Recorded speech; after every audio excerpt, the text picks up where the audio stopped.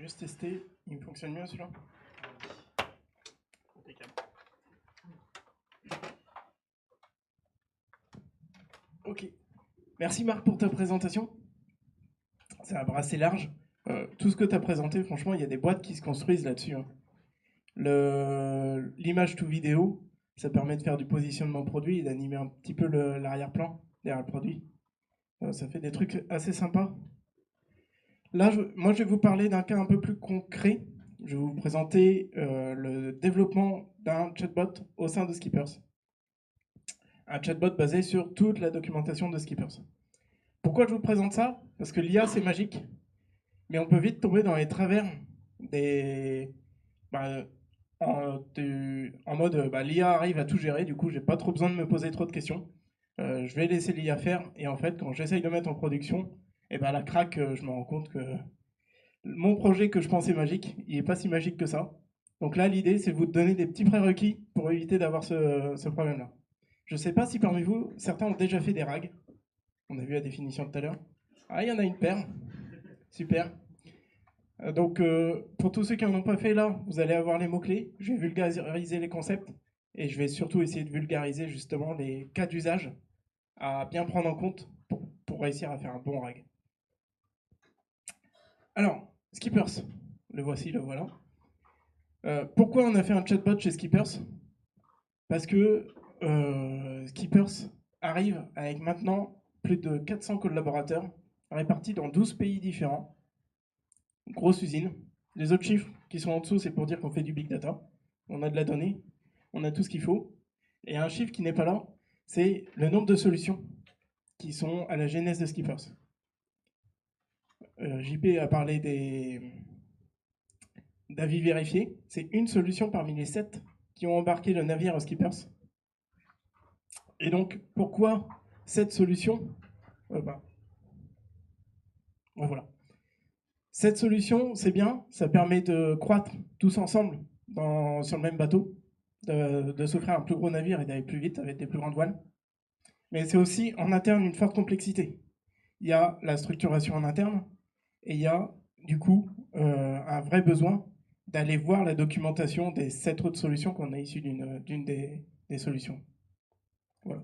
Plus les mobilités en interne, donc des personnes qui étaient très bonnes dans une solution, qui sont rapatriées sur d'autres, le turnover et tout ce qui est formation des nouveaux arrivants qui doivent être formés du coup sur cette solution.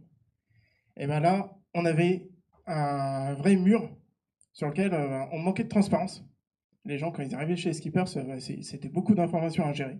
D'où l'importance de leur mettre un chatbot qui pouvait les aider. Alors, je vais passer à la petite histoire, on va peut-être rentrer dans le dur. Mais cette date-là de novembre 2023, vous allez la voir un peu partout. C'est un peu la date, le mois sur lequel toutes les boîtes se sont mis, tiens, je vais faire de la GenAI, c'est en vogue, je m'y mets. Du coup, en général, tout commence en novembre 2023. Et je viens de Bretagne pour venir vous voir aujourd'hui. Et alors, je ne sais pas si c'est la localité, mais ça a commencé autour d'une bière. Petite démo pour vous montrer à quoi ça ressemble. Tac. Hop. Alors, on a intégré sur notre logiciel Teams une petite application qui maintenant s'appelle plus ChatEscapé mais Cocobot, sur lequel on peut sélectionner des solutions. On a siloté un peu les bases documentaires, poser une question dessus. Alors là, j'avais déjà préparé. De manière concise, quels sont les avantages d'avis vérifié par rapport au marché? Par rapport au marché. Point barre. Point d'interrogation plutôt. Voilà. J'envoie la question. Là, le bot scrape toute la documentation de Skippers, récupère uniquement les documents intéressants, les injecte dans un prompt. C'est ça le RAG. C'est aller chercher des documents intéressants, les injecter dans un prompt et envoyer à un LLM. Et le LLM s'occupe du coup de... Il a la question, il a les documents qui répondent à la question, il n'a plus qu'à générer la réponse. Voilà. Vous avez vu la rapidité, je n'ai même pas le temps d'expliquer que ça a fini. Après, je vais demander de manière concise. Hein. Ça joue, parce que je ne sais pas si vous avez déjà joué avec les LLM, mais ils sont capables de partir des fois dans des romans. Voilà. Pour la démo et pour les slides.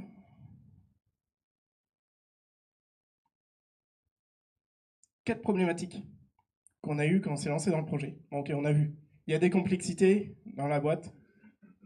lié à un besoin de rendre activable, enfin, de brancher un chatbot sur la base documentaire. La première problématique qu'on a eue, qu'on devait tacler, c'était que la base documentaire, elle était un peu partout. Chacune des 7 solutions stockait ses documents à sa façon, sur son propre système de gestion de base documentaire. Et donc, pour lancer le projet, il a fallu récupérer plus de 40 000 documents qui permettaient de documenter les différentes solutions de la boîte. Ensuite, un autre enjeu qu'on a vite identifié, c'était que la documentation, souvent, elle est globale. Elle te parle d'un axe de la solution. Sauf que quand tu poses des questions, en général, tu as tendance, tu poses des questions sur des cas sur lesquels tu es moins à l'aise. Donc, ce n'est pas les axes globaux. Et souvent, il faut mixer 2 ou 3 documentations pour réussir à avoir la réponse complète. Donc, un peu comme une aiguille dans une botte de foin, il faut réussir à aller chercher l'ensemble des documentations qui sont susceptibles, entre elles, de répondre à la question. Une autre problématique, c'est la langue.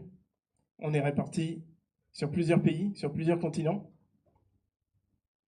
Et la langue de la question va pas forcément matcher la langue de la documentation. Elles sont pas forcément toutes traduites.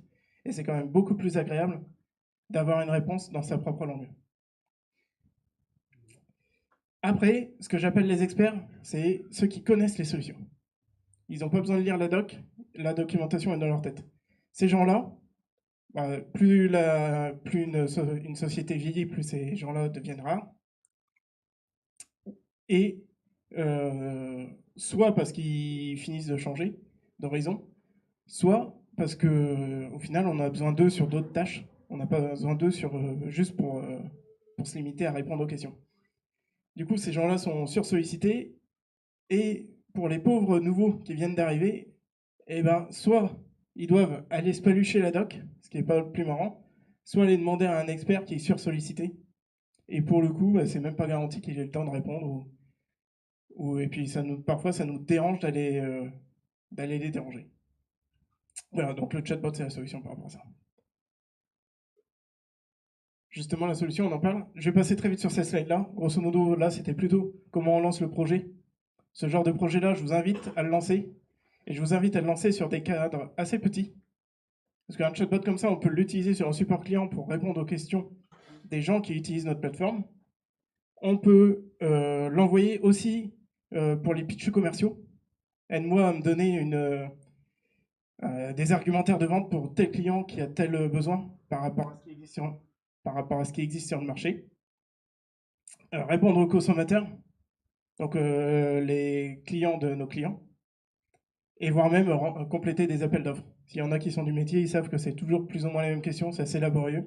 Voilà, le chatbot, ça s'y prête très bien. Et c'est là-dessus qu'on a démarré. On s'est dit, cas facile, on teste, on voit déjà si on arrive à tacler cette problématique-là. Par contre, on a eu l'idée, c'est de l'intégrer directement dans le channel Teams. Et là, en fait, on s'est rendu compte que nous, on le faisait pour les appels d'offres, sauf que tout le monde s'est mis à l'utiliser dans la boîte. Et les sales l'ont utilisé naturellement pour aller créer leurs pitchs commerciaux. Les personnes du customer care, donc du service consommateur, sont allés copier-coller les questions quand ils n'étaient pas trop à l'aise. Et du coup, ont vu la réponse du chatbot pour la restituer au client. Et on verra les chiffres à la fin de la présentation, mais l'usage est monté en flèche alors qu'on était toujours en MVP sur notre chatbot. Par contre, on a vachement monté en compétences, et c'est pour ça que je suis là aujourd'hui, pour vous expliquer comment tout ça fonctionne. Et encore une fois, n'hésitez pas à vous lancer dans ce genre de projet, c'est ultra intéressant. Alors, le RAG, comment ça fonctionne? Là, on commence à rentrer dans les slides techniques. Je vous ai présenté tout l'univers, le pourquoi on a fait ça, les problématiques qu'il faut tacler. Maintenant, on rentre dans le technique. Comment ça fonctionne et quelles sont les problématiques techniques auxquelles on va tacler et quelles sont les solutions. Alors, tout d'abord, on a parlé de base vectorielle. Effectivement, j'ai l'impression qu'il marche une fois sur deux le micro, non? Non, c'est juste quand tu te déplaces, c'est juste quand tu te déplaces ou que tu bouges. Ouais, c'est ça. Arrêtez de bouger. Alors, une fois qu'on a nos documents, on doit les vectoriser, les stocker dans une base vectorielle. Je ne sais pas s'il y a besoin de rentrer plus en détail là-dessus. Vectoriser, c'est transformer le texte en chiffres. On verra, on ne se contente pas de faire que ça. Ensuite, quand une question arrive, eh ben, même topo, on vectorise la question. Et une fois vectorisé, on profite des outils mathématiques pour aller calculer quels sont les documents susceptibles de répondre à cette question-là. Donc souvent de la similarité de documents. Et une fois qu'on a les documents, on fait un prompt dans lequel on va donner la question, on va donner les documents qui contiennent la réponse, et on va demander au chatbot de générer la réponse. Je caricature, mais grosso modo, c'est comme ça que ça se passe, et c'est comme ça que ça doit se passer. Parce que les LLM, ils ont une logique qui leur sont propres, et plus on leur demande, moins on a de chances qu'ils répondent à notre demande exactement comme on l'entend. Donc plus on en demande, plus ils hallucinent. Donc l'idée, c'est d'utiliser le LLM uniquement pour générer la réponse, sachant que l'idéal est d'avoir trouvé la réponse avant. C'est juste à lui de la reformuler. Alors, premier défi technique, enfin problématique technique, c'est que le langage de la documentation ne matche pas le langage de la question. Souvent, la documentation est une documentation rédigée de manière très formelle, alors que les questions, pour le coup, elles sont très concrètes, très pragmatiques, et parfois très peu informelles. Donc, premier cas à faire, c'est de demander à un premier LLM de reformuler la question en faisant varier le vocabulaire, de manière à non plus comparer, rechercher les documents qui vont matcher la question qui n'est pas dans le bon vocabulaire, mais toujours cette question d'origine, plus des reformulations, ce qui vont nous permettre parfois, enfin plus souvent, de repêcher des questions qui n'auraient pas réussi à trouver la bonne documentation parce que ce n'était pas le bon terme qui a été utilisé. Donc ça, mathématiquement, reformuler la question, ça permet d'augmenter les chances de trouver la bonne réponse. Ensuite, je l'ai dit tout à l'heure, la logique des LLM leur sont propres. Et c'est surtout quand... Ça n'a rien à voir le titre. C'est surtout quand on va chercher à extraire le contenu textuel d'un document. Parce que souvent, vous avez des présentations qui vont décrire votre produit. Ces présentations-là, elles sont en PowerPoint ou en G-Slide. Et donc, comme cette slide-là, allez extraire le texte dans l'ordre de cette slide-là. Pour les outils informatiques, c'est très compliqué. Du coup, on se retrouve avec des morceaux de texte qui sont concaténés de manière un peu aléatoire.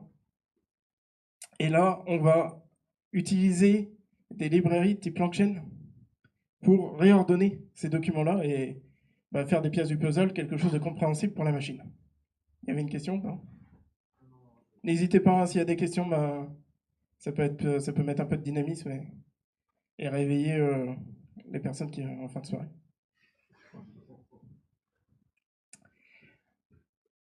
Surtout que là, je suis sur la partie catalogue, donc j'espère que je ne vais pas perdre trop de monde. Pourquoi? Parce qu'il y a un autre problème qui est qu'un produit évolue. Quand on est dans une société, on développe un produit. On ne s'arrête pas du jour au lendemain à le développer et ça y est, la documentation, elle est bonne. Elle concerne tout le produit. Non, le produit, il évolue et ce qui était vrai hier n'est plus forcément aujourd'hui. Donc on refait une documentation, sauf qu'on n'a pas encore migré tous les clients. On a du legacy à gérer. Et donc là, pareil, LangChain offre justement de la pondération sur la récence des documents, qui vous permet automatiquement de gérer le fait que si deux paragraphes parlent de la même chose, on va plutôt valoriser le paragraphe plus récent par rapport à l'autre. J'ai parlé de paragraphe, parce qu'effectivement... Oui, il y a une question? Oui, donc c'est préférable de laisser les deux paragraphes dans la place de déployer l'ancien. Alors, il y a toujours le principe, un garbage in, garbage out. Ouais.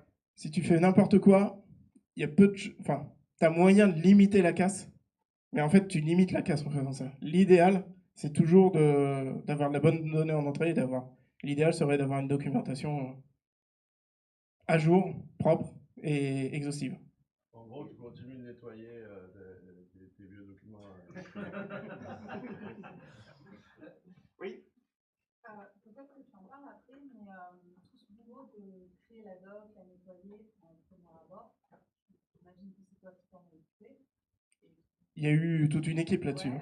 Je ne l'ai pas dit, mais chez Skippers, côté IA, côté R&D, on est une centaine de personnes à bosser, dont 20 personnes qui tournent autour de l'IA. Mais j'imagine que ceux qui bossent sur le produit font de la doc, et que vous avez formé ces gens-là à faire la doc pour le mettre dans le chatbot. Est-ce que c'est eux maintenant qui mettent les mains dedans pour alimenter le RAG, ou est-ce que c'est vous qui continuez, enfin, plutôt tout ce qui est acculturation IA sur cette Ouais. partie-là? Alors, très compliqué d'attaquer la documentation au sens large. Ce qu'on a fait, c'est que du coup, le bot nous offre un point d'entrée. On a mis des modèles qui viennent analyser la réponse du bot et qui est capable de savoir si le bot a su répondre ou pas. Et donc, en fonction de la question qui a été posée, voir où est-ce qu'il y a des trous dans notre documentation et du coup, mensuellement, faire des comités de documentation autour de ces questions qui n'ont pas trouvé de réponse. Et du coup, il faut faire la documentation nécessaire.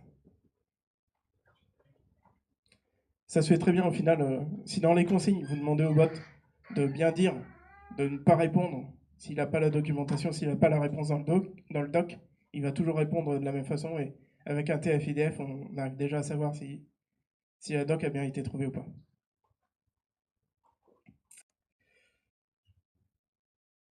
Ensuite, le découpage des documents. Là, on dit qu'on branche le chatbot à des documents. Oui, mais un document, c'est un ensemble de paragraphes, c'est un ensemble de thématiques.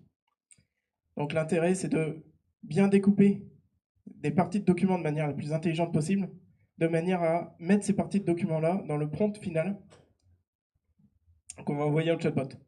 Évitez de mettre vos documentations complètes dans le prompt que vous envoyez à la fin, parce que certes, vous êtes sûr de donner la bonne réponse au bot, parce qu'elle est inclue dans toute la documentation.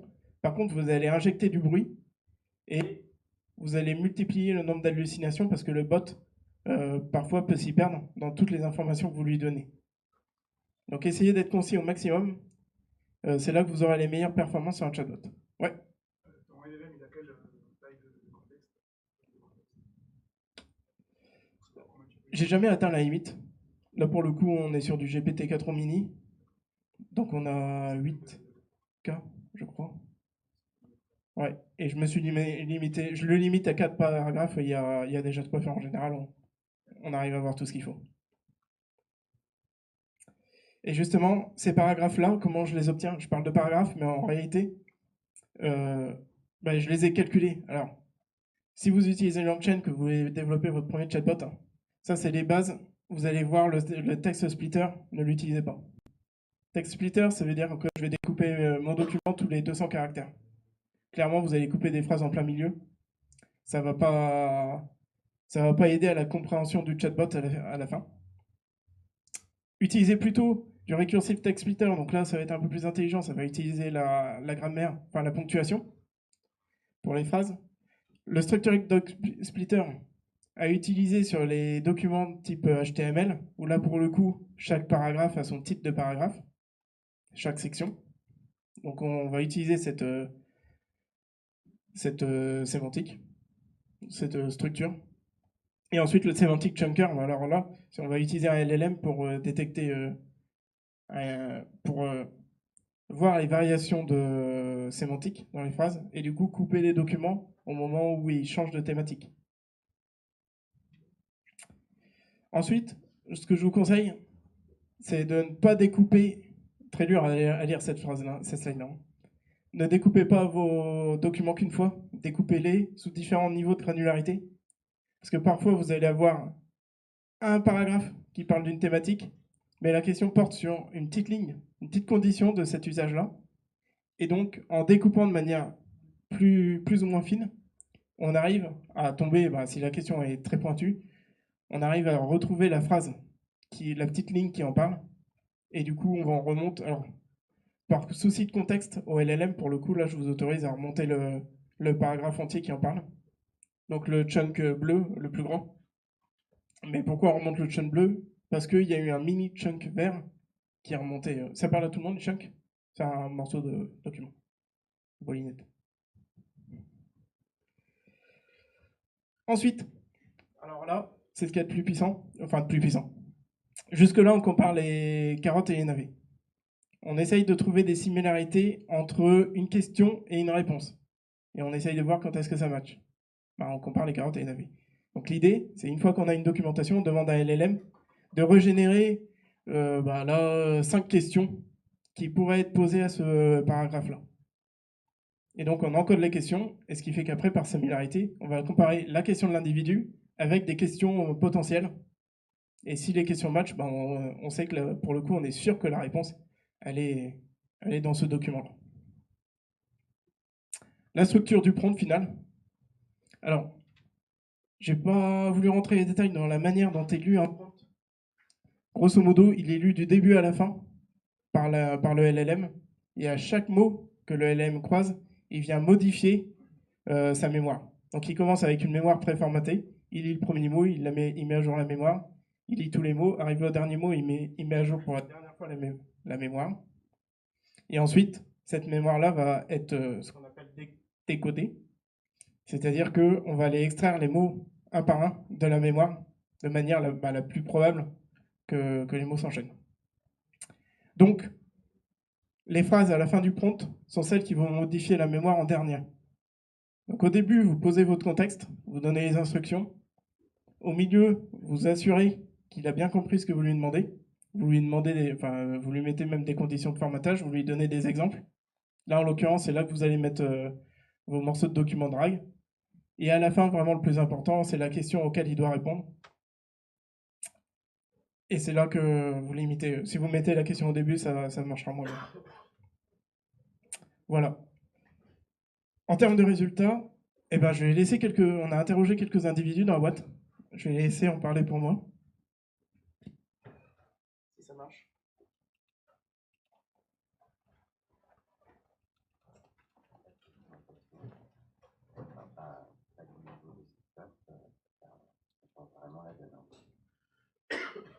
Ça change la donne, hein.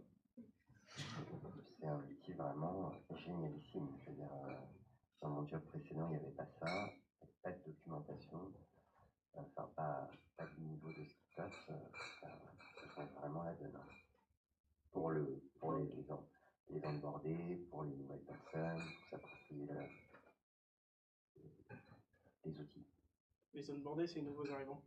Je dis que c'est magique parce que voilà, j'ai pas l'info, je connais pas la plateforme et l'aspect technique, je demande au ChatGPT et ça me ressort vraiment tous les éléments de besoin client.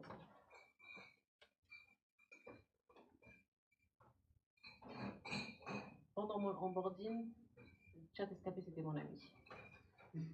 Donc pour la solution, parce qu'en fait, il y avait que les anciens Tokemoki qui connaissaient la solution, qui sont basés à Paris.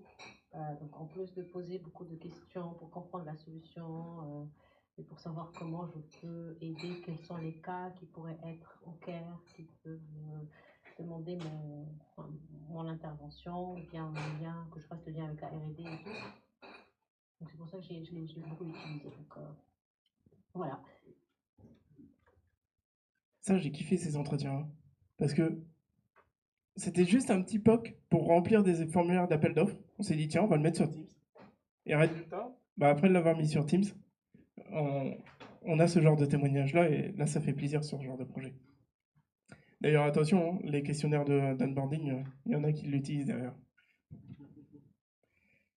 Et donc, par mois, c'est sur les premiers mois qu'on l'a mis en place, là, on vient de lui refaire un petit reskin, on lui a refait une petite beauté, on communique un peu plus dessus, mais déjà, dès les premiers mois, on était à un volume moyen de 300 questions par mois, par majoritairement 35 personnes. 35 personnes sur un peu plus de 400 collaborateurs, donc ça, déjà sans faire trop d'efforts, il y a 10% de la boîte qui s'est mis à l'utiliser. Et 70% des questions qui avaient une réponse. Donc 30% pour lesquels potentiellement il y avait des trous de documentation. Pas que, parce que des fois, les questions qui sont posées au bot ne sont pas forcément liées à la documentation. C'est plutôt donne-moi l'évolution de telle métrique par rapport à tel besoin. Là, pour le coup, c'est pendant la documentation. Et justement, pour identifier ces trous dans la documentation, c'est là où on a mis en place une IA traditionnelle. Pour le coup, on n'a pas voulu réutiliser la générative AI. Parce que, au mine de rien, c'est quand même long, ça coûte des sous. L'IA traditionnelle, c'est rapide, c'est fluide. Et ça coûte quasiment rien. Donc, derrière on reprend toutes les réponses qui ont été données au bot. On regarde les 30% qui n'ont pas eu de réponse. Ensuite, on va aller analyser les questions qui ont été posées sans réponse. Et le comité de direction, tous les mois, vient mettre à jour la documentation en fonction. Voilà. Je sais pas si au niveau timing où est-ce que j'en suis. J'avais quelques slides bonus. Je peux? Il reste 30 minutes avant les pizzas. Ça marche. Là, c'est du bonus. Dans l'autre sens. Ouais. Je disais que ChatSKP, c'était bien plus qu'un projet. Ça a permis aux équipes data de monter en compétences. Et derrière, il y a eu un petit florilège de petits projets en interne qui ont fleuri grâce à l'IA. Ce premier projet-là, que j'ai nommé Chat2Viz, qui permet, un peu comme les images que tu générais, partir d'un prompt pour générer une image. Sauf que là, l'image, c'est une graphique, et c'est un graphique construit sur les données de l'entreprise, sans envoyer les données de l'entreprise à ChatGPT. On n'envoie que le schéma structurel des données, des tables. Et en fait, alors c'est brouillon, hein, il n'y a aucune interface là qui a été faite. Mais je lui pose la question, écrite en tout petit en haut, donne-moi le nombre de campagnes d'influence créées chaque mois. Oui, parce que UGC, on a parlé des avis consommateurs, mais c'est aussi de l'influence marketing. Et pas que. Voilà. Donc, on lui pose une question, donne-moi l'évolution d'une métrique. Il génère la requête SQL, la requête Big Data qui va aller interroger, là c'est du Spark, le Data Lake. Ensuite, il va aller en extraire. Alors, j'ai pas les... Il va en extraire des jeux de données agrégés qui peuvent tenir en mémoire, du coup. Et ce jeu de données-là, via du Python, du Matplotlib, du Spicy, ce que vous voulez, générer le graphique qui va bien. Ça se fait en 2 temps, et c'est une petite introduction au workflow agentique. L'IA, les agents IA. Où là, grosso modo, on a une première IA qui s'occupe de la partie requêtage. Là, c'est pareil, il y a du RAG dans la partie requêtage. On lui donne pas tout le schéma structurel, ça rentrerait pas dans le prompt. Enfin, ça rentrerait peut-être, mais ça introduirait beaucoup de bruit. On fait déjà une sélection des tables à utiliser, et ensuite on laisse le bot interroger ces tables-là. Et après un deuxième bot, qui lui, c'est générer le code, qui permet d'afficher le graphique. On essaye d'exécuter le code, si ça ne marche pas, on demande de régénérer la réponse jusqu'à ce que ça fonctionne. Mais en général, ça fonctionne quand même du premier coup. Avec GPT 3.5 là à l'époque. Mais 4 mini, ça marchera encore mieux. Et ça coûtera en plus moins cher. Un autre projet, plus standard, la classification de texte. Le truc laborieux où il faut se palucher du texte à classer dans un plan de classement qui est nouveau. Du coup, on veut entraîner une IA traditionnelle, phase de training. Et ben, on a besoin de labelliser humainement les jeux de données pour ensuite entraîner le modèle de machine learning dessus. Et ben, si on le fait humainement, on a un fort taux de consensus, parce que les humains sont très intelligents, ils sont d'accord entre eux, ils savent classer le texte. Par contre, c'est des jours de travail. Nous, en interne, pour le coup, il y avait un petit projet où on devait labelliser 2000 textes. On n'avait pas de petites mains pour le faire, donc on a voulu le faire nous-mêmes. Sauf qu'avec notre quotidien, au bout de 2 semaines, on n'en avait labellisé que 300 sur les 2000. Autant dire qu'il fallait encore des semaines de boulot. Par contre, les 300 qu'on a labellisés, je les ai utilisés comme du RAG. C'est-à-dire que je suis allé les injecter, une dizaine, grand max, en exemple dans un prompt que j'ai envoyé à ChatGPT. Et alors avant ça, j'avais essayé de demander à ChatGPT, labellise-moi les 2000. Le taux de consensus, il était faible.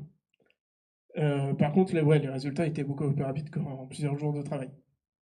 Mais en cumulant les deux, justement, avec le RAG, en faisant exactement tout ce que je vous ai montré, mais non plus sur de la documentation, sur du texte à classer, et ben on arrivait à avoir les meilleurs des deux mondes. On s'est retrouvé avec exactement les mêmes taux de consensus, homme-homme versus homme-machine. Donc ça, c'était top. On avait des bons résultats, des résultats rapides, ce qui a débloqué le projet et a permis d'entraîner les modèles de machine learning traditionnels. Donc là, ça commence à donner quelques idées de ce qu'on peut faire avec ce genre d'initiative. Voilà. Alors, les choses évoluent très vite. Et à l'heure où je vous parle, il y a déjà des outils qui vous permettent de faire tout ce que je vous ai présenté. J'ai pas pu les tester. Je vois des grands yeux qui s'ouvrent. Vous connaissez Google Studio Copilot Studio? Typiquement, tu peux lui uploader des documents et après, tu as ton chatbot qui est directement derrière. J'ai pas eu le temps, ni les moyens de le tester. Donc je ne sais pas si ils ont appliqué toutes les astuces que je vous ai données là. J'espère. Sinon, faites-le vous-même, vous serez toujours plus performant.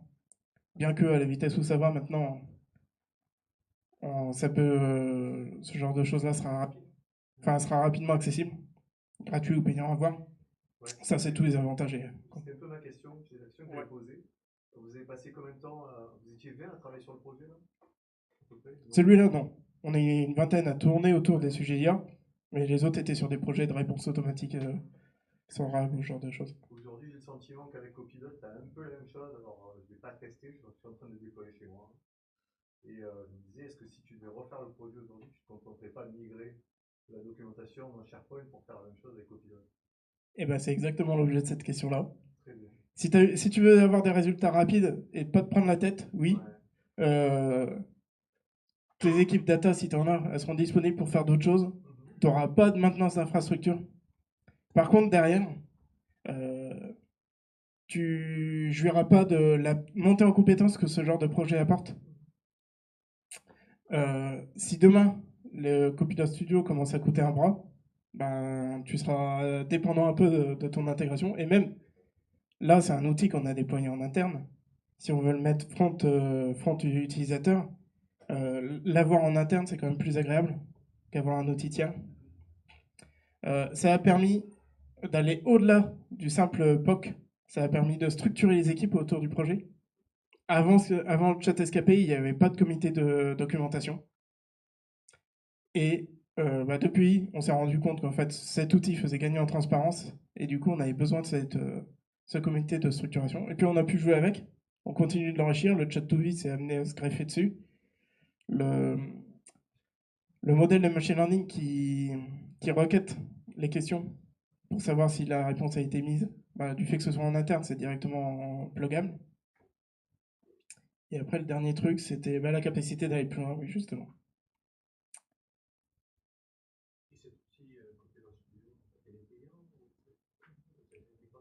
Il est payant au début, mais il est payant à l'usage. Donc si tu l'utilises peu, ça te coûte rien. Il est sorti en version finale ou toujours en bêta? Alors là, moi je suis data, je suis pas tech. Non, il est là, je pense qu'il n'est pas encore fiable à 100%. Donc, disons version bêta.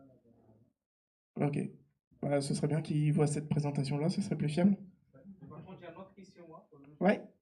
Les GPTs, ça marche ou pas pour faire les LLM? GPTs, oui. Ah, les agents GPTs. Ouais. Au final, c'est des LLM qui tournent derrière. Ouais, mais est-ce que ça marche pour faire un RAG? Alors, dans le RAG, il y a plusieurs étapes.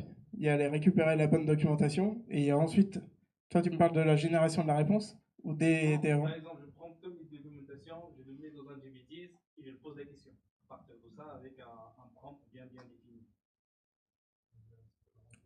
D'accord. Donc en fait, le contexte, c'est ma documentation. Je dis voilà, à partir de moment, réponds à toutes les questions liées ou documentation que je mets au panneau.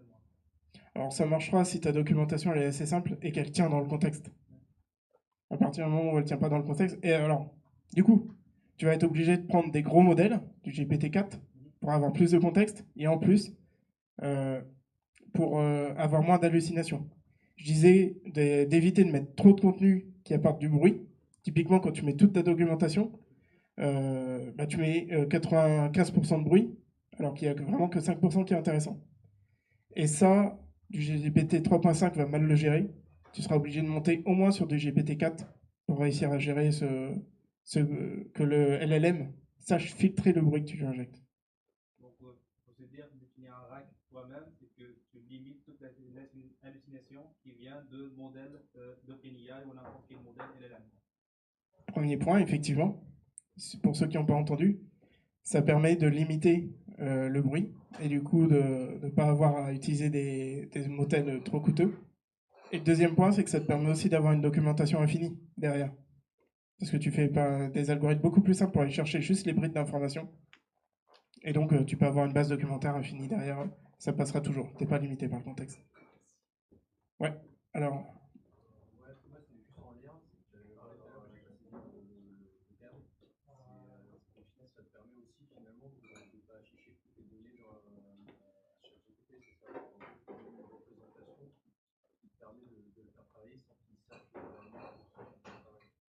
Oui. Alors, ta question, c'est que tu n'étais pas sûr d'avoir bien compris qu'en fait, je faisais ça pour aussi limiter la quantité que j'envoyais à OpenAI. Non, ça j'avais compris ça, mais il y avait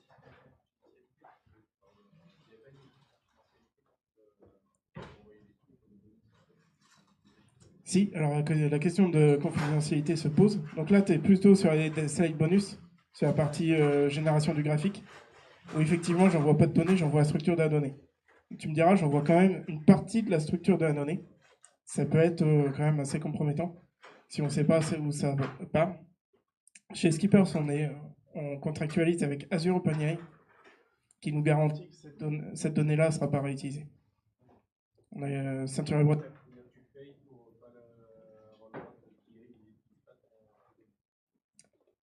Oui, je pense. Après, pareil, même question. Moi. On m'a dit d'utiliser ça, j'ai utilisé. Après, la promesse de Microsoft, c'est que dans la promesse qu'il y a là, c'est qu'ils ne volent pas la donnée, pas comme les autres. Microsoft arrive à... Il y avait une autre question. Moi, j'ai deux questions en ligne. Si je comprends bien, dans ce que tu as présenté, il y a plusieurs modèles LLM qui se nourrissent les uns des autres. Oui. Donc ça, c'est la première question. Donc, et la deuxième question, c'est peu l'ambiance, quand est-ce les RSU?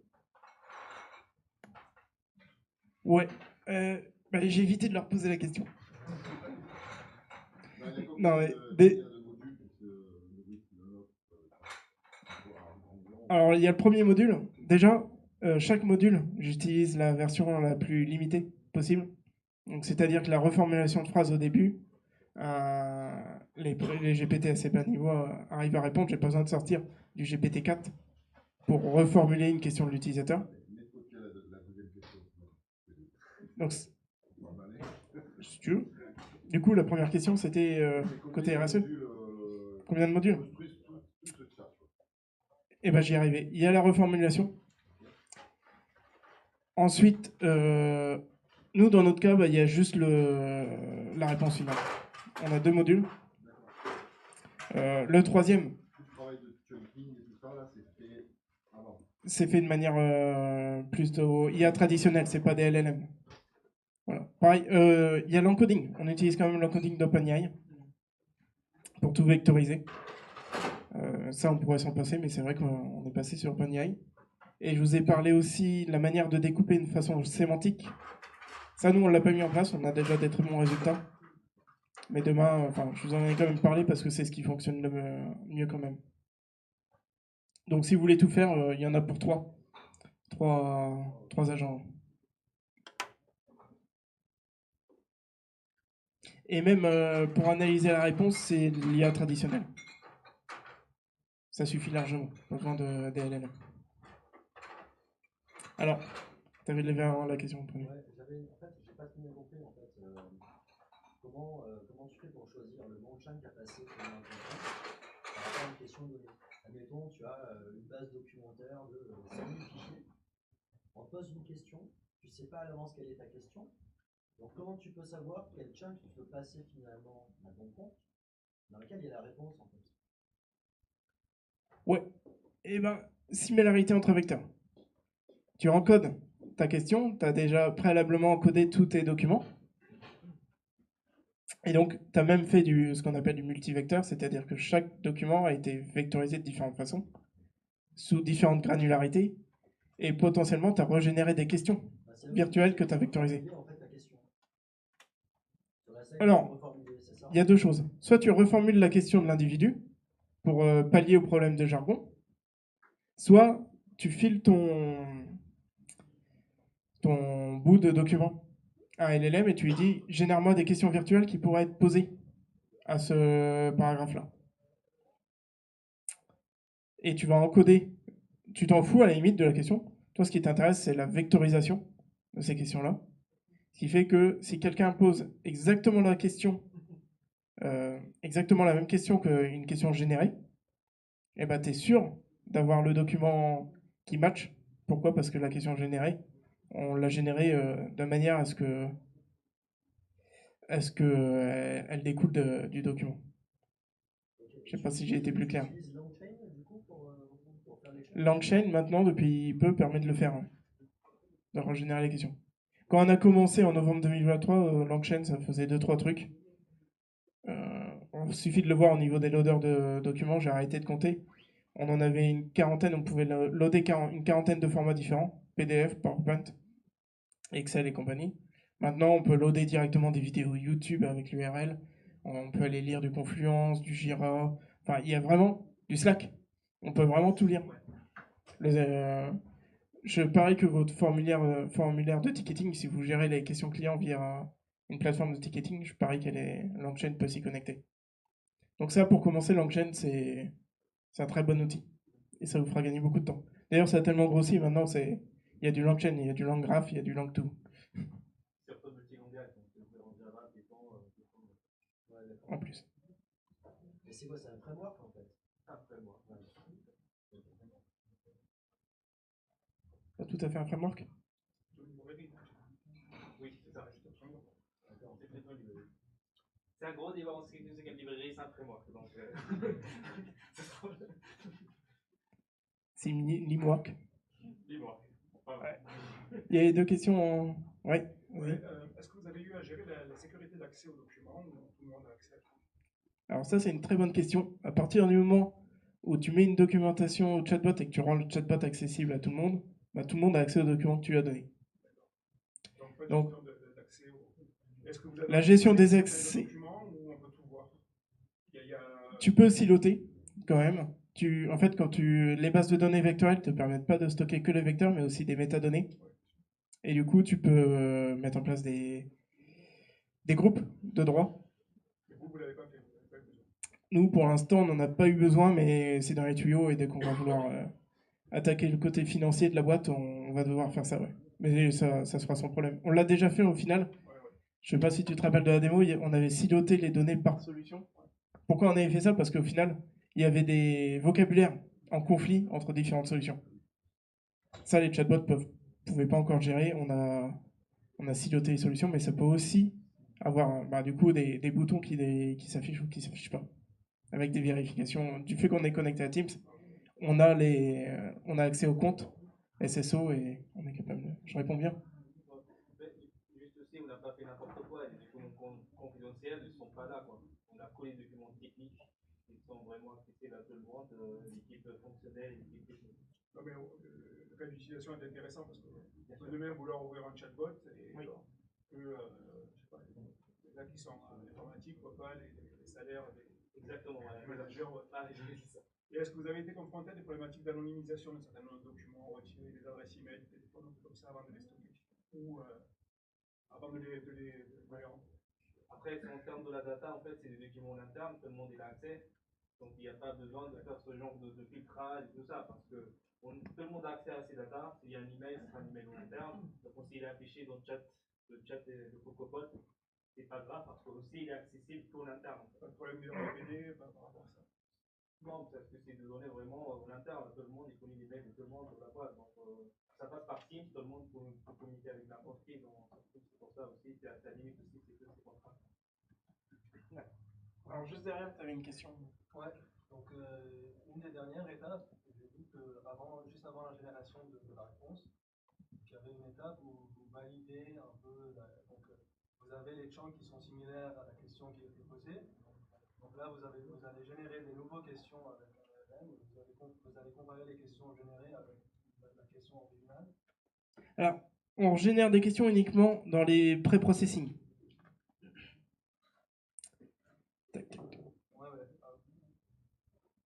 Si je reviens sur le schéma global, c'est au moment où on stocke les vecteurs qu'on génère les questions virtuelles. Et en fait, on encode les questions virtuelles, ce qui fait qu'après, on va comparer la question de l'individu avec des questions virtuelles générées. Avec qui quand les produits évoluent et avec oui. ça la documentation. Oui. C'est quelle la politique de mise à jour tu penses que c'est la plus appropriée pour un espace confiance? C'est toujours vivant. Ça, c'est la première question. Le deuxième, combien de temps ça prend pour récupérer l'information d'un espace confiance moyen ou un ensemble de critères? Ouais. Alors, je vais le faire crescendo. Ta dernière question, c'est combien de temps ça prenait?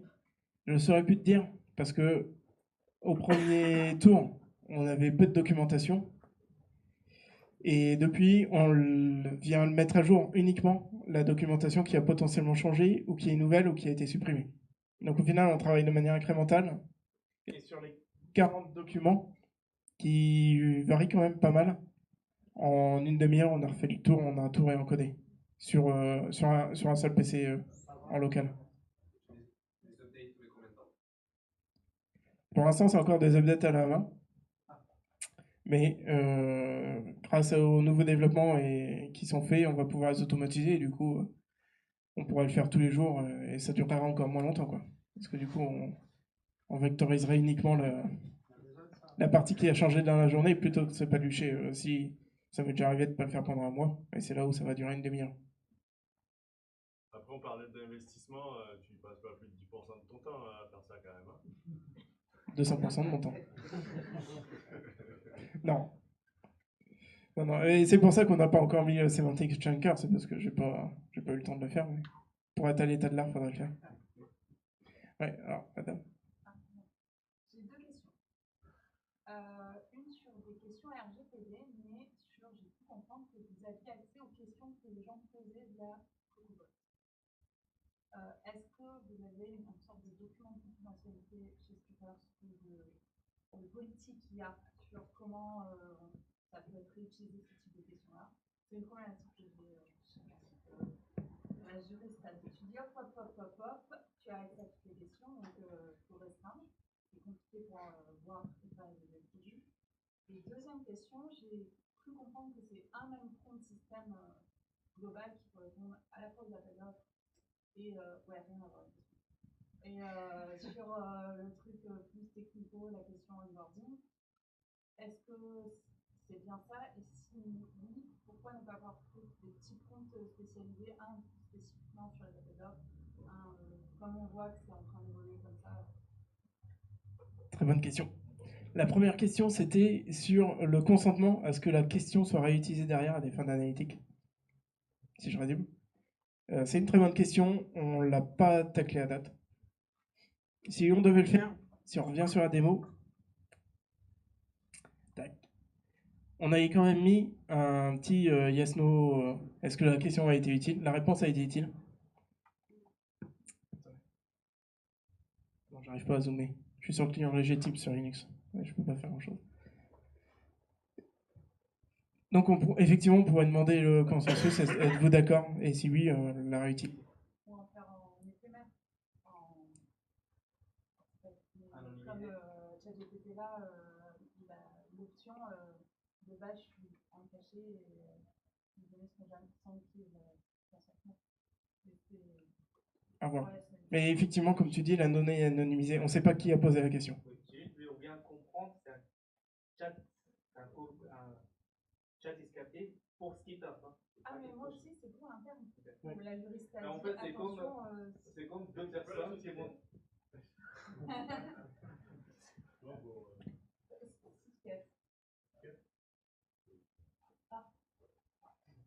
Ah, si, je m'en Ah, si, t'es. Ah, ouais. Ah, ben, C'est juste pour voir, en fait, au lieu de deux personnes qui vont communiquer ensemble, avant de monter une réunion pour répondre à une question historique dans la boîte ou quoi que ce soit, la première réflexe, c'est de poser la question à l'autre. Oui, j'ai bien compris, mais par exemple, ça pourrait mettre en défaut certains qui pourraient se dire, je pose une question un peu bête, et quelqu'un le voit, et ça va être réutilisé. C'est comme, en fait, si normalement, on n'a pas accès aux conversations de Teams les uns des autres. On ne peut pas les réutiliser. Là, par exemple, moi, alors, l'admin 6, non, moi, en étant administrateur, je n'ai pas un contrat d'admin 6, j'ai accès à toutes les questions de toutes les personnes. Donc, sur ce, voilà, il y a un petit flou juridique. Et j'ai oublié l'autre question, du coup. Pourquoi le front système, si c'était le même. unique global, Ouais. C'est un peu le problème d'avoir voulu commencer sur les appels d'offres, c'est qu'on n'a fait qu'un seul front. Et quand on va ouvrir les gestions des droits, c'est-à-dire que là, quand la question est envoyée via Teams, on récupère les clés qui permettent d'identifier la personne. qui a posé la question, pour être sûr qu'effectivement elle a le droit d'utiliser cette application. On a cette vérification-là. On peut aussi récupérer le rôle de cette personne et donc aller chercher le prompt qui va bien par rapport à ce rôle-là. Pour distinguer des rôles, des prompts plutôt orientés sales, plutôt réponse consommateur. Donc on pourrait la jouer comme ça. Sinon, l'autre idée, ce serait de mettre un premier agent. C'est toujours les workflows agentiques, hein, on en entend de plus en plus parler. Ça fait longtemps que ça existe aux États-Unis. C'est de mettre un premier agent qui va détecter, en fonction de la question, quel prompt est choisi en maximum. Et ensuite, on envoie ce prompt-là. Voilà. Et ça peut tourner en parallèle qu'on est en train de rechercher les documentations pertinentes. Et du coup, j'avais une question pour toi, c'est est-ce que tu as fait des choses dedans? C'est censé être dans ce sens-là. C'est intéressant ça. Oui, je suis content aussi de l'améliorer et de voir s'il y a des choses qui t'ont été utiles dans ce qui a été présenté. Oui. Moi, j'ai galéré, et déjà, on n'est pas 100 en R&D chez nous. Et puis, vous nous en piquez, donc c'est moins pour moi. Mais du coup, on n'est que 2 sur le projet, donc on est sur vraiment pas du tout la même échelle. Et moi, je suis partie, par contre, effectivement, sur. Alors, nous, c'est tout en local, petit, hébergé chez nous, mais sur des modèles. Déjà, j'ai pas forcément les mêmes modèles pour les mêmes systèmes et pour les mêmes usages. J'ai varié. Mais effectivement, l'idée de prendre un document et de faire quelle question, enfin, ça c'est hyper pertinent. Et pour la question sur la base vectorielle, pareil, on a commencé en local sur du ChromaDB et on est en train de migrer sur PostgreSQL avec l'extension Vector SQL, je sais plus, non, PG Vector. Il y avait une autre question avant, je suis obligé de gérer la file d'attente, je m'y perds pas. Derrière, tu avais une question, non? Bon, je me mélange. Chez moi, mais c'était sur quelle base de vectorielle vous utilisez. Je travaille dans l'IA. Voilà, en quelle anticipation. J'avais une question sur le fait d'avoir commencé justement sur la réponse aux appels d'offres. Ouais, voilà. La réponse aux appels d'offres. Est-ce que ça pose pas un risque de normalisation des réponses pour les autres départements qui sont un peu biaisés dans le sens appel d'offres, alors que c'est une réponse support qui est encore pas un appel d'offres, par exemple. Ouais. La question se pose. On voulait justement comparer ça. Et au final, quand on a vu l'ampleur que ça prenait sur Teams, on s'est plutôt refocus sur Teams. Mais effectivement, faut. Alors déjà, c'est toujours les mêmes réponses qui sont envoyées. Donc dans le contexte, effectivement, il y a ce phénomène-là de mimétisme qui est voulu. Et effectivement, la question est bonne, faut se méfier si jamais effectivement on réutilise la même base, base de connaissances pour des choses qui varient légèrement. Effectivement, le LLM, c'est pas magique, hein, il va mimer ce qu'il a déjà vu dans le passé. Donc en fonction de 2 contextes, si la réponse doit différer, là, la manière dont était vectorisée la question et le contexte et les documents, ça permettait pas de gérer ce cas-là. Ouais. C'est bon, ouais, c'est bon. Sauf s'il y a encore la question.